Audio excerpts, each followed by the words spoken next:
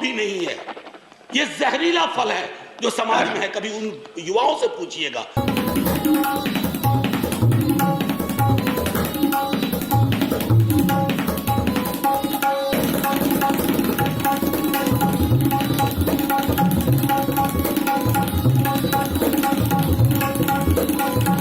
गया जी हैं यहाँ। Please please. नहीं, एक संदर्भ था इसलिए आप ही से कह रहा हूं सर कि एक फिल्म थी कभी कभी, उसमें एक शाहिर की बड़ी अच्छी लाइन थी, कभी कभी मेरे दिल में एक ख्याल आता है। तो बाकी जो आगे है वो नहीं कहूँगा क्योंकि संदर्भ दूसरा है, लेकिन कभी कभी मेरे एक दिल में एक ख्याल आता है कि राजनीतिक जिंदगी में अगर हमारी महामहिम राष्ट्रपति खुद से अपना स्पीच लिखने लगे, अभिभाषण, तो शायद ये स्तुति गान ना होता जो इतने पन्नों का मिला है।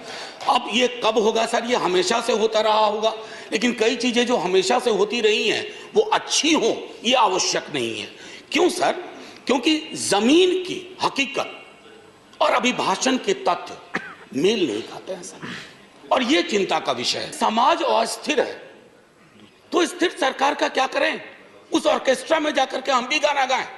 समाज में अस्थिरता के लक्षण जहां चले जाइए, क्षेत्रीय आधार पर, धर्म के आधार पर, जातिगत विषमता के आधार पर इतनी अस्थिरता है और हम स्थिर सरकार का महिमा मंडन करें।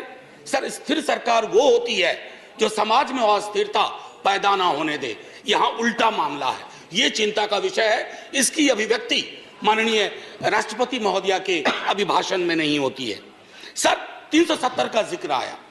370 के जिक्र को मैं, धन्यवाद सभापति महोदय, 370 के जिक्र को मैं थोड़ा चाहता हूं कि एक व्यापक कैनवास पे लें। आजकल ऑथेंटिकेशन की बहुत बात होती है सर, मैं पूरी की पूरी किताब लेके आया हूं। कश्मीर आफ्टर 370 अनुराधा भसीन जी ने लिखी है, कश्मीर टाइम्स की एडिटर रही हैं। सर, लगातार खबरें आ रही हैं, आप कहते हैं कि नॉर्मैलिटी है। सर, दिल्ली के दरबार से नॉर्मैलिटी बोलना और कश्मीर में जाकर के उस नॉर्मैलिटी को महसूस करना, इसमें बहुत बड़ा फर्क है सर। महीनों से वहां बुलडोजर चलाए जा रहे हैं, कहा जा रहा है सरकारी जमीन से अतिक्रमण हट रहा है, लेकिन सर लोगों के घर तोड़े जा रहे हैं बिना नोटिस के। मैं बार बार कहता हूं माननीय सभापति महोदय आपके माध्यम से, सर कश्मीर को जमीन का टुकड़ा ना समझा जाए। जिंदा लोग बसते हैं। जब तक कश्मीरियों का दिल नहीं जीतोगे, कश्मीर का दिल कभी नहीं जीत पाओगे, चाहे आप लाख कोशिश कर लें। सर, भ्रष्टाचार के बारे में भी कहा गया, तो सर मैं तो सोच के आया था कि ऐसी कोई बात ही नहीं बोलूंगा। अचानक आपको देखा और आप आए, बीच में प्रवेश की, देख कहानी याद आई। एक राजा को तोतों का बड़ा शौक था, कारोबारी तोते रखते थे राजा साहब, तोते का बड़ा शौक था। नहीं, आप बताइए, मुझे देखते ही आपको भ्रष्टाचार की क्यों याद आ गई? नहीं सर, भ्रष्टाचार की नहीं, राजा की याद आ गई। इसको क्लैरिफाई कीजिए। सर, राजा की याद आई। We have a distinguished member here from the same fraternity. Sir Raja की याद आई। सर तो कई तोते थे उसके पास, लेकिन अचानक उसका स्नेह एक खास तोते के लिए काफी हो गया। गौतमी प्रवृत्ति का तोता था, तो सबको चांदी और स्टील की कटोरी मिली, उस तोते को कनक कटोरी मिली। और तोते से राजा सलाह बहुत लिया करते थे, और तोता सलाह भी देता था, भूत भी ठीक करता था, भविष्य की बात भी करता था। एक दिन उस तोते के बारे में कोई अनुसंधान आ गया पड़ोस से। उस अनुसंधान के बाद तोता थोड़ा बीमार रहने लगा। अब उस बीमार तोते की वजह से राजा ने भी खाना पीना छोड़ दिया। लेकिन उस तोते का एक और भाई था जो विनोदी स्वभाव का था। अब उसने फूल नाम की एक कंपनी और एक हाँ बैंक हुआ करता था। हाँ बैंक के 48,000 करोड़ उस तोते ने 1303 करोड़ में केमन आइलैंड पे दे दिया। ये प्राचीन काल की बात है सर। तो तोता और राजा की कहानी में पिक्चर अभी बाकी है, शेष अगले अंक में, संभवतः बजट में।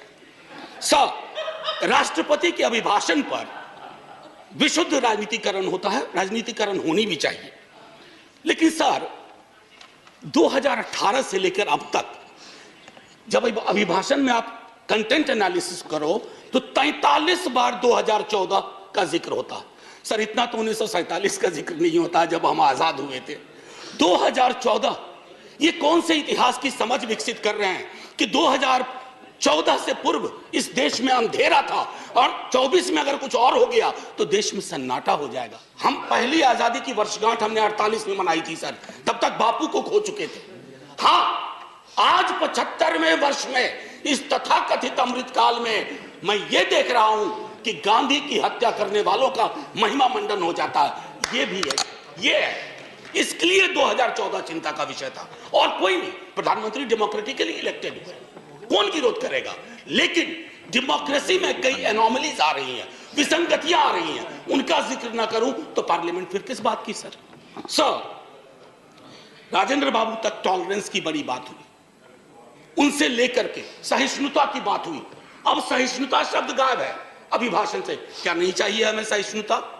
क्या हम नहीं देख रहे हैं कि हमारे समाज में कटीली दीवारें लगाई जा रही है कौमों के बीच में? बुलडोजर प्रतीक बनता जा रहा उत्पीड़न का, माइनॉरिटी राइट्स के हनन का। ऐसे दौर में सर, ऐसे दौर में टॉलरेंस शब्द का बार बार उठान होना, बयान होना यह आवश्यक था। टॉलरेंस शब्द को दूर करके you are appearing basically as an intolerant government which is not in the grain of Indian democracy. Agniveer का जिक्र हुआ सर। अग्निवीर, कभी युवाओं से पूछिए कि पूरी जिंदगी जो तुम ये तैयारी कर रहे हो सिर्फ 4 वर्ष के लिए। सर हम सब, मैं नौकरी में हूं सर, मैं नौकरी में हूं, इसलिए सामाजिक सुरक्षा पेंशन की गारंटी है सर, गारंटी है। ये कौन सा निजाम कर रहे हैं सर इस देश में? मैं जिक्र नहीं करना चाहता हूं कि ये क्या है। ये तो लॉलीपॉप भी नहीं है, ये जहरीला फल है जो समाज में है। कभी उन युवाओं से पूछिएगा कि उनको ये 4 वर्ष वाले आइडिया का